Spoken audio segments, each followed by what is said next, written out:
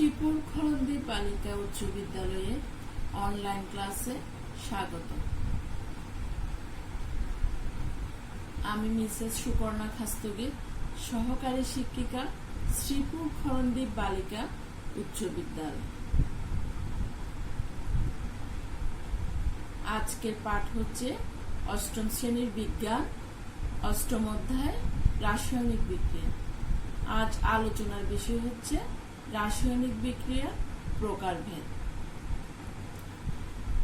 এই পাঠ শেষে শিক্ষার্থীরা রাসায়নিক বিক্রিয়া কি তা বলতে পারবে, বিভিন্ন ধরনের রাসায়নিক বিক্রিয়ার নাম বলতে পারবে, রাসায়নিক বিক্রিয়ার গঠন ব্যাখ্যা করতে পারবে, রাসায়নিক বিক্রিয়ার গুরুত্ব ব্যাখ্যা করতে পারবে। তাহলে আমরা প্রথমে জেনে নিই রাসায়নিক বিক্রিয়া কি। দুই বা ততোধিক পদার্থ বিক্রিয়া করে নতুন ধর্মবিশিষ্ট পদার্থ উৎপন্ন করে তাকে রাসায়নিক বিক্রিয়া বলে। যেমন এখানে A একটি মৌলিক পদার্থ, আবার বিও একটি মৌলিক পদার্থ। এই দুইটা পদার্থ মিলে নতুন ধর্মবিশিষ্ট একটি পদার্থ তৈরি করেছে, যার নাম AB।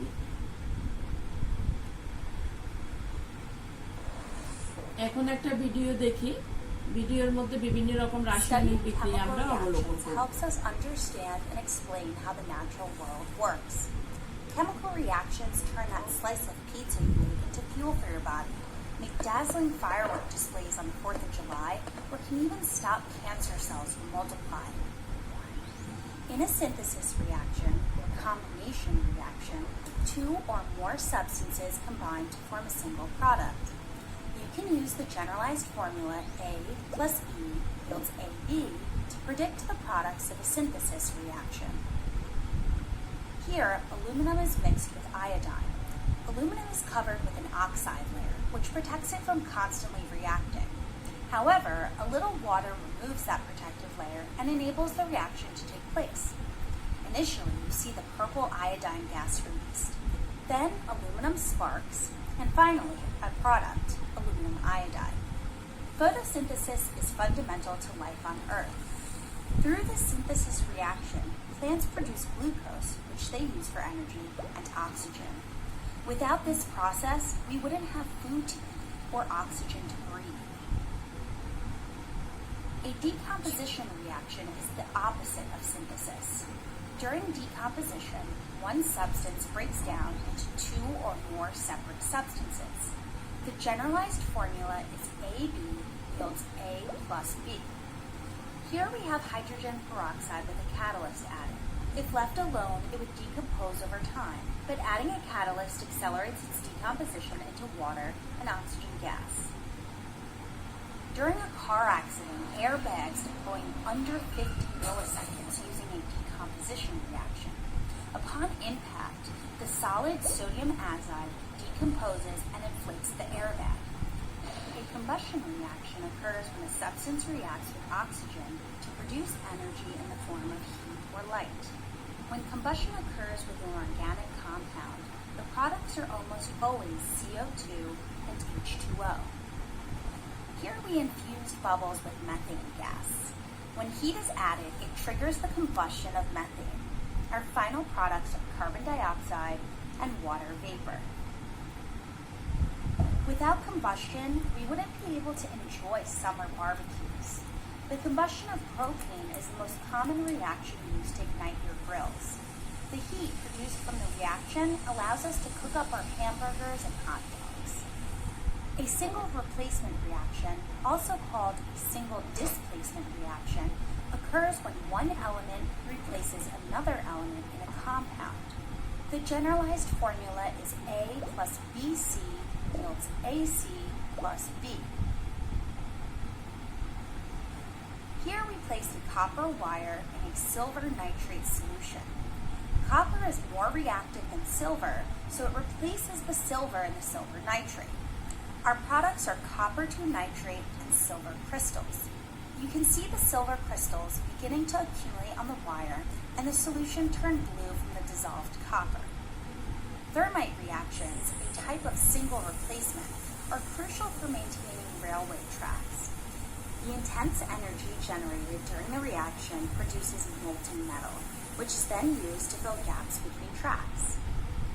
In a double replacement reaction, also called a double displacement reaction, the positive ion of one compound replaces the positive ion of the other to form two new compounds. One of those products is always a gas, water, or precipitate. The generalized formula is AB plus CD yields AD plus CB. When potassium iodide is added to lead-2 nitrate, the potassium and lead swap places. You can observe the yellow lead-2 iodide precipitating from the potassium nitrate. Eating a huge meal can put pressure on the ring of muscle that keeps stomach acids from moving in the wrong direction. So juices from your last meal may come back to haunt you in the form of heartburn. Luckily, antacids help soothe the burn. During this double replacement reaction, the calcium hydroxide from the antacid neutralizes stomach acid. Imagine a universe without chemical reactions. The ingredients in our pizza would stop growing, our skies would go dark, and you and I would cease to exist. So let us appreciate the diversity of reactions that exist in our universe and make life as we know it possible. আমরা এখানে অনেক রাসায়নিক বিক্রিয়া দেখেছি। কোনো সময় দুটি মৌলিক পদার্থ কিংবা তিনটি মৌলিক পদার্থ একসাথে যুক্ত হয়ে যৌগিক পদার্থ তৈরি করেছে, নতুন ধর্ম বিশিষ্ট। আবার যৌগিক পদার্থ ভেঙে মৌলিক পদার্থ তৈরি হয়েছে, এবং আমাদের শরীরেও পাকস্থলীতে রাসায়নিক বিক্রিয়া ঘটেছে।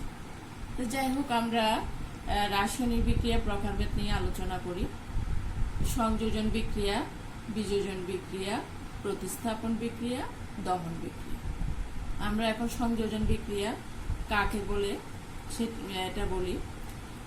যে রাসায়নিক বিক্রিয়ায় একের অধিক পদার্থ একত্রিত হয়ে সম্পূর্ণ ভিন্নধর্মী নতুন একটি পদার্থ তৈরি করে তাকে সংযোজন বিক্রিয়া বলে। যেমন আয়রন আর সালফার বিক্রিয়া করে ফেরাস সালফাইড তৈরি হয়। এখানে আয়রন হচ্ছে লোহার গুঁড়া আর সালফার হচ্ছে হলুদ রঙের একটি পদার্থ। এই দুটো বিক্রিয়া করে ফেরাস সালফাইড তৈরি হয়। এটা কিন্তু সম্পূর্ণ নতুন ধর্মবিশিষ্ট পদার্থ। আয়রনের সাথে আর সালফারের সাথে ফেরাস সালফাইডের কোনো মিল নেই। ওরকম জিঙ্ক আর সালফার বিক্রিয়া করে সম্পূর্ণ নতুন ধর্মবিশিষ্ট জিঙ্ক সালফাইড তৈরি হয়। এবার আসি বিযোজন বিক্রিয়া। যে সকল বিক্রিয়ায় একটি যৌগ ভেঙে একাধিক মৌল বা যৌগ উৎপন্ন হয় তাদেরকে বিযোজন বিক্রিয়া বলে। যেমন ক্যালসিয়াম কার্বনেট, এটি হচ্ছে একটি যৌগিক পদার্থ। ক্যালসিয়াম কার্বনেটকে তাপ দিলে calcium oxide plus carbon die oxide দুইটি যৌগিক পদার্থ তৈরি হয়। এই দুটি পদার্থের সাথে কিন্তু ক্যালসিয়াম কার্বনেটের কোনো মিল নেই। প্রতিস্থাপন বিক্রিয়া, যে সকল বিক্রিয়ায় একটি মৌল কোনো যৌগ থেকে অপর একটি মৌলকে সরিয়ে নিজে ওই স্থান দখল করে নতুন যৌগ তৈরি করে তাকে প্রতিস্থাপন বিক্রিয়া বলে। যেমন ফেরাস আর কপার সালফেটের বিক্রিয়ায় ফেরাস সালফেট প্লাস কপার তৈরি হয়। এখানে ফেরাস হচ্ছে একটি মৌলিক পদার্থ আর কপার সালফেট হচ্ছে যৌগিক পদার্থ।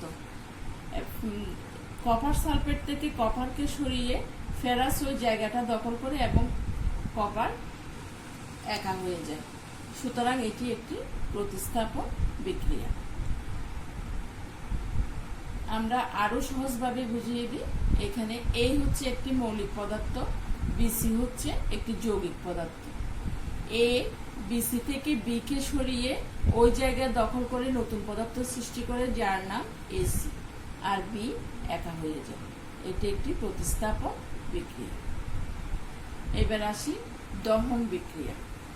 যে বিক্রিয়ায় একটি পদার্থ বাতাসের অক্সিজেনের সাহায্যে পুড়ে প্রচুর তাপশক্তি ও আলোক শক্তি উৎপন্ন করে তাকে দহন বিক্রিয়া বলে।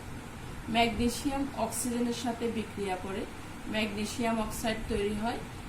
তখন কি হয়? তাপশক্তি উৎপন্ন হয়, আলোক শক্তিও উৎপন্ন হয়। ঠিক আছে, এবার তোমরা বাড়ির কাজ না। এখানে দুটো বিক্রিয়া দিয়েছি। প্রথম বিক্রিয়া হচ্ছে জিঙ্ক প্লাস সালফিউরিক অ্যাসিড, এই দুটো বিক্রিয়া করে জিঙ্ক সালফেট আর হাইড্রোজেন তৈরি করে। দ্বিতীয় বিক্রিয়া হচ্ছে ক্যালসিয়াম কার্বনেটকে তাপ দিলে ক্যালসিয়াম অক্সাইড ও কার্বন ডাই অক্সাইড তৈরি হয়। এই দুটি বিক্রিয়ার উপর ভিত্তি করে একটা সৃজনশীল প্রশ্ন দিয়েছি, তোমরা এটা ভালো করে বাড়ির কাজ করে নেবে। ক হচ্ছে যৌগমূলক কি? খ প্রতীক ও সংকেতের দুটি করে বৈশিষ্ট্য লিখো। গ উপরোক্ত 1 নম্বর বিক্রিয়ার বৈশিষ্ট্য ব্যাখ্যা করো। ঘ 1 নম্বর এবং 2 নম্বর বিক্রিয়া পার্থক্য বিশ্লেষণ করো। ঠিক আছে, আজ এতটুকু পর্যন্ত। ধন্যবাদ। সুস্থ থেকো, ভালো থেকো।